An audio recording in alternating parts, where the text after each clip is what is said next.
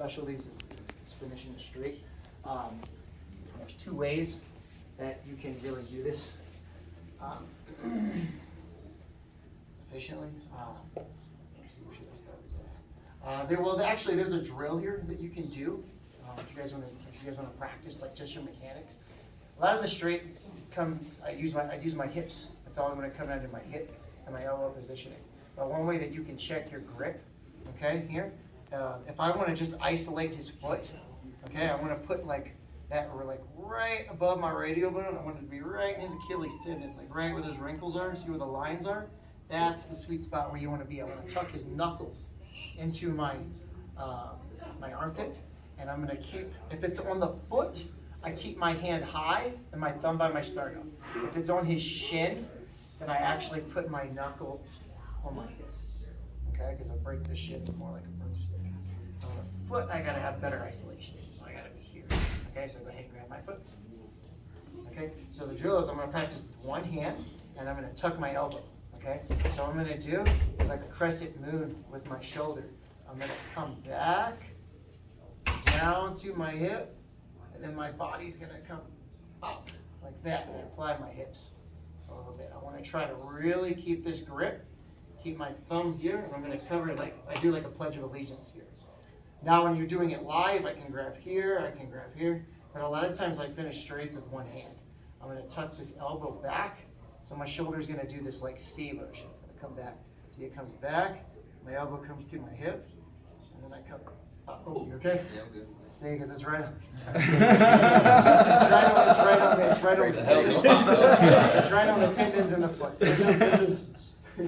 This is a sambo drill. My MMA coach. That's how you know I wasn't joking. My MMA coach, he was a sambo guy. He learned this from Russian sambo guy. Showed him this. He showed it to me, and I used it to like practice my grip. So then he goes. He gives it to me. Tuck my foot. Yeah. On this, I don't thread it to the meat. Like this is a lot of meat. I want to have it right on the bone. I also want to have a clamp. I want to encase his foot like a shoe. Here, it's not like a shoe. I don't want to have a noose around his foot. And then when I get it on the foot, I want to encase his whole foot. Here. Rock it back. Yeah. The chest puffs up. Elbow to your hip. Yep. Pledge of Allegiance. Crescent moon. Tuck that elbow to the hip. Now come up with it. Yep, right there. Perfect. Okay, so that's just a little drill I want to show you guys, but I want to get into the finish too, so you guys can take that back to your gym and or here and practice that. That's going to help you practice your grips. Okay, that's better for isolation on the foot. Okay, that's how I prefer to finish. You can finish straights on the shin. It's actually not incorrect. It's just I just change my grip depending on. You got to identify whether you have a shin or do you have a foot.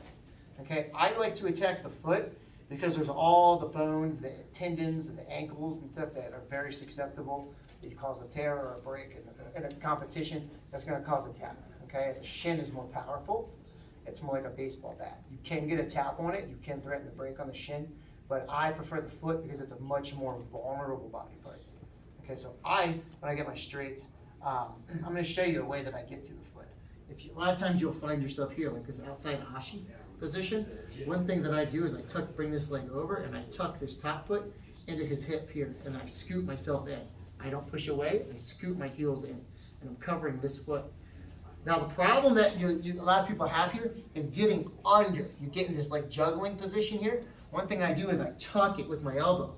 Now this is going to be very hard. This is something you guys can practice. I'll have you guys practice this here in a second. Go ahead and start scooting back for me. And try to pull on it so I can follow. He's not going anywhere.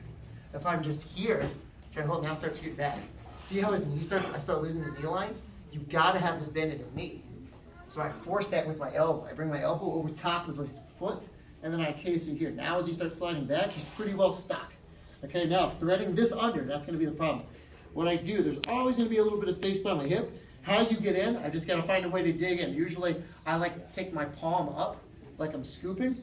And I'm going to make a little space, and I'm going to scoop under. Here, look, now I see my hand. I'm going to meet my hands together. Now I got his foot. I'm going to bring the top of his foot to my lat. Here, okay? This was another trick. You can drop your lat, flex my lat muscle here, and it's already going to get very tight, okay? So here, what I'm gonna do is I'm gonna curl. You actually don't push away. I'm gonna curl my hamstrings, and I'm going to look to, I can finish this with one hand. I like to rest my forearm on my hip, and I'm gonna reach and grab from my chest. So forearm sits on the hip, and I get my hand up on the chest. I'm really encasing this foot, pinching my elbow. Now what I'm gonna do is I'm gonna hook the belly into it. I like to plant this hand, drive my hips out like an armbar, drop this elbow, and look into the mat here, and it gets very tight. Okay? Very powerful, okay? That was another thing with this drill. You can flex your lat muscle here. It's like an old sambo trick. You can flex that lat muscle here, and it's gonna get, flex that lat muscle, it gets very tight. Because you drop that back muscle, flex that, and do it. It's gonna help you encase his foot. It really puts the crush on his foot, gives you good isolation. Okay, so here, elbow tight. And if he's still not tapping, I can start to bring my chest towards his foot. This hand, pledge of allegiance, forearm is sitting on my hip. Okay, I gotta watch this foot, so I usually like to cover it. Curling my hamstrings, look into the mat, drive my hips in and up, very tight. Okay, that's when I have the foot. Now if you have the shin, all I do is I make a fist. I don't want to take too much of your time, but I make my fist, and like right where that phalanx logo is, that's where I put my fist. Then my radial bone and my forearm is going to sit on my hip here, and I'm going to drop my elbow. Another crucial thing is you never want to finish on the spike of your elbow. Never finish here. I want to lay on the side. My shoulder should be touching the mat. Okay? If you can belly down, it's great. That's the strongest straight ankle you can ever hit, is a belly down straight ankle. Now from here, I'm going to drive with my hip. Same detail. Curl my heel. Yeah, here on the shin. Okay. Another detail. If he's still not tapping, I open my knees here.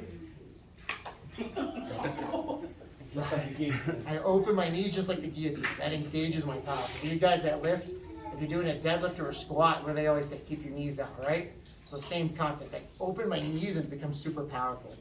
That's also crucial when I do this kind of leg lock. Instead of pinching, I open my knees out. You guys got it?